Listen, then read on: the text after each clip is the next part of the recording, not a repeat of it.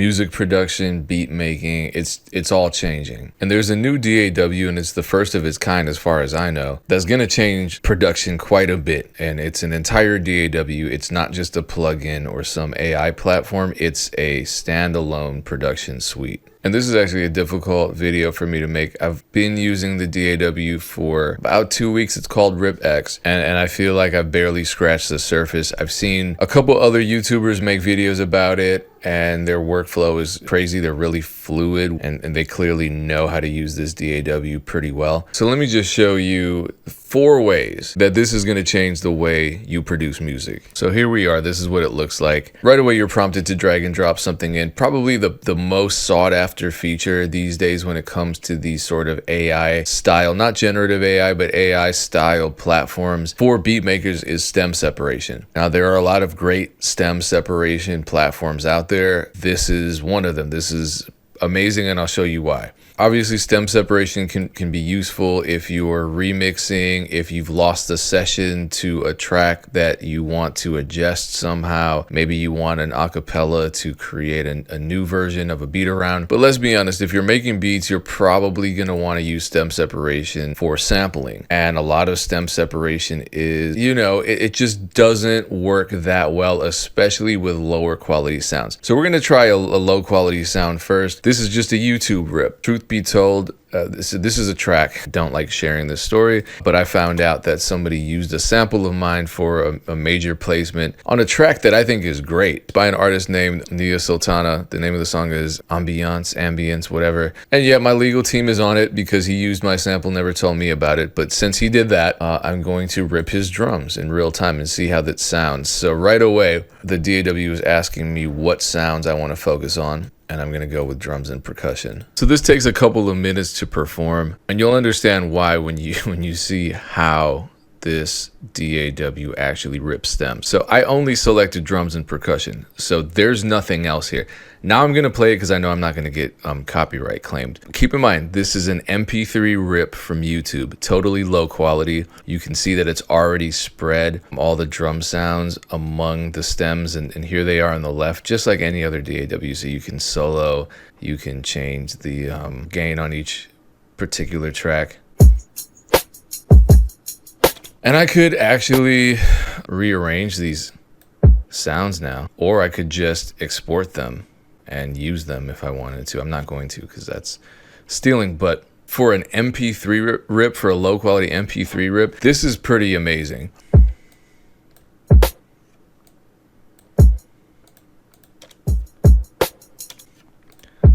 But yeah, just like in any other DAW, there's a grid. I can rearrange the drums. I can create a new pattern. So I'm going to try a way higher quality wave version of a commercial release. There's a new Joey Badass record called The Revenge.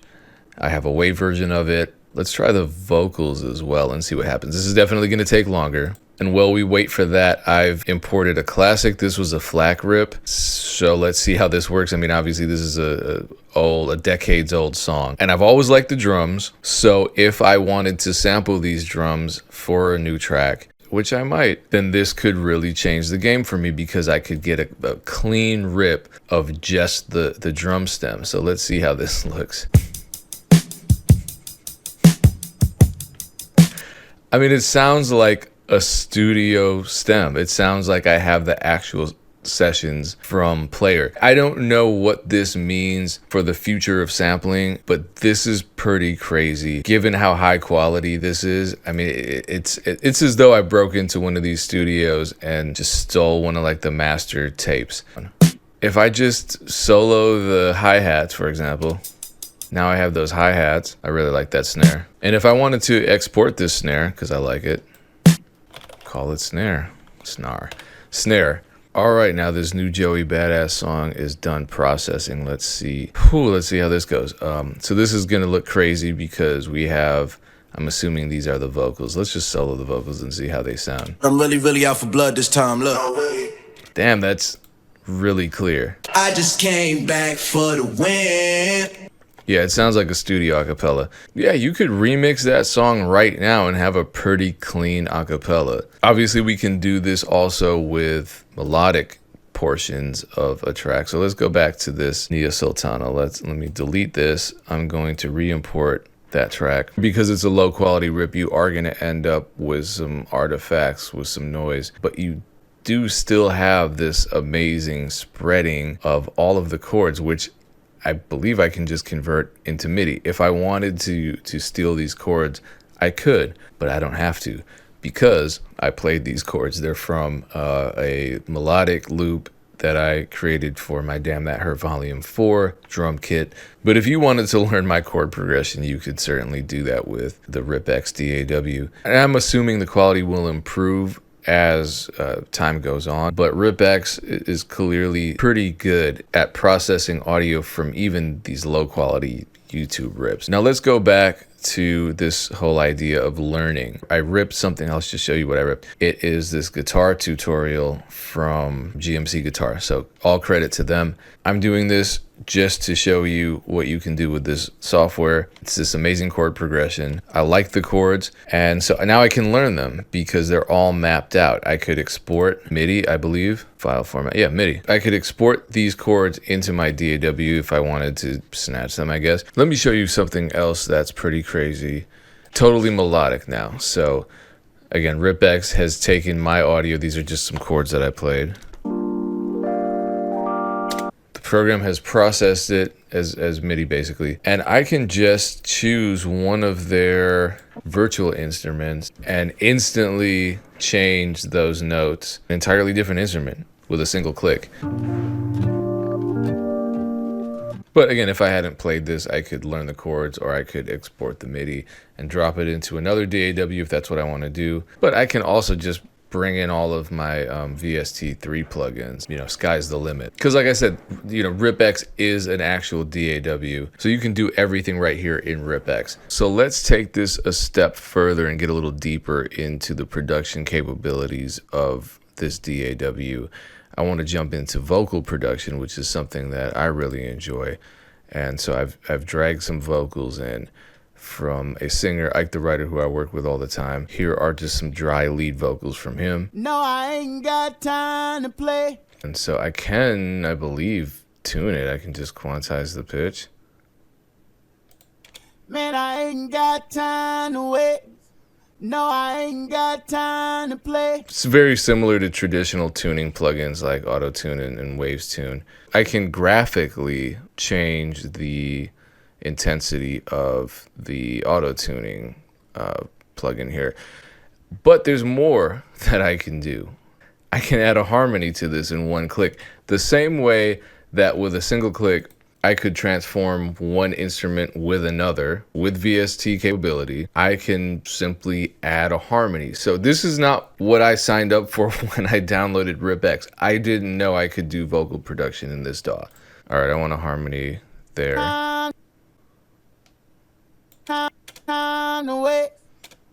Let's see what we can. I ain't got time. I ain't got time to wait. I ain't got time to wait. I ain't got time to wait. It can add harmonies and it can add octaves as well. I ain't got time. And I guess it can shift the format. Let's see how that sounds. I ain't got time to wait. I'm pretty sure also I can just. I ain't got time to wait. Let me take that off. Pretty sure I can just I ain't got. copy. I ain't got time to wait. Time to wait. Time to wait. Yeah, I could draw in my own harmony here, and then I could export that, you know, into whatever DAW I'm actually mixing the final vocals in. But there are, I believe, effects in this DAW. There are. Let me get rid of my harmony, but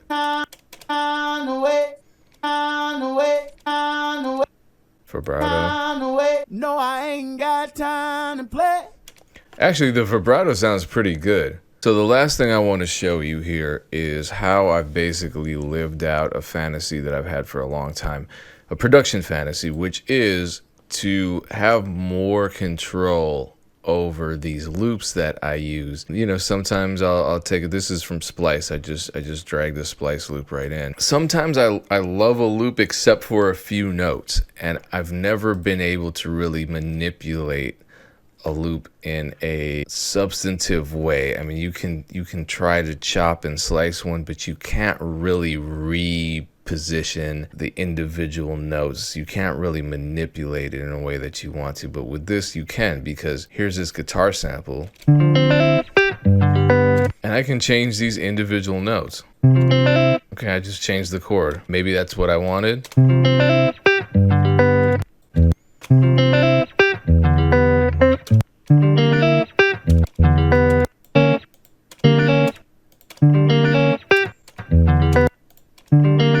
Yeah, because sometimes, you know, I want a diminished chord as just a variation in the progression. So I would honestly probably just bounce this particular chord out. I would bounce that chord out and then add it at the end. So this is kind of everything I've ever wanted to do to these loops. And, you know, granted, you're largely dependent on the quality of the recording that you have and the type of recording that you have. Obviously, for vocals, if you have a high quality recording, it's great. For percussion, it works really well. For clean recordings like that guitar loop, works great. But what I want to emphasize is that this isn't just a stem ripping program. It's an entire production suite. And that's why I think I started using it thinking, okay, it's for stems and I can sample with more control. I can extract drums from a sample. You know, I always want to be able to do that, especially in spite of the quality of some of the samples that I have. But vocal production, it's easier to use in my opinion, it's easier to use than Melodyne for drawing harmonies in. It's a much simpler interface for learning chords, for exporting MIDI. Very simple. I just checked and there's already an update available, so I assume that there are going to be quite a few updates moving forward, and I'm just looking forward to seeing how much better this particular technology can get. So if you made it this far in this video, I appreciate you. I'm going to have a link below for you to actually check this software out for yourself. You can make a review showing me how to use this program better, because like I said, I've only been using it for a little, and I didn't even get into the audio repair portion of RipX. That's an option there too. And this is what I mean when I say that this was a hard video to make, because I'm sure I just don't really know all the features and the depth to which you can use these features for your production process. So I'm going to continue learning. Maybe I'll put out another video once I dive a little deeper into this DAW and learn more about its features. I know Av McCree has a pretty detailed video about it, but he's not the only one. I just wanted to make one of my own. Drop a comment if you've already used this and there's a feature that I should know about I can check out, or if there's another similar sort of technology that you want me to check out. Appreciate you. Peace.